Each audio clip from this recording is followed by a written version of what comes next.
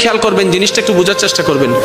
যে ভালোবাসার নির্দিষ্ট কারণ থাকে সে ভালোবাসা বেশি দিন টিকে না।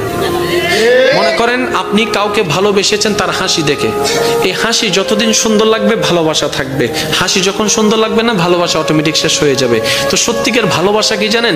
যে ভালোবাসার কোনো নির্দিষ্ট কারণ থাকে না, যে ভালোবাসা অন্তর থেকে হয়ে যায়, অনুভব থেকে হয়ে যায়, নির্দিষ্ট কারণ খুঁজে পাবেন না। না আপনার হাসি দেখে হয়েছে, না আপনার চোখ দেখে হয়েছে, না আপনার ব্যবহার দেখে হয়েছে, কোনো কারণ ছাড়া আপনি অটোমেটিক আপনার অন্তরে ফিল চলে আসলো, আপনি ভালোবাসা শুরু করলেন, যেটা আপনি দেখেন নাই, না দেখে ভালোবাসা শুরু করেছেন।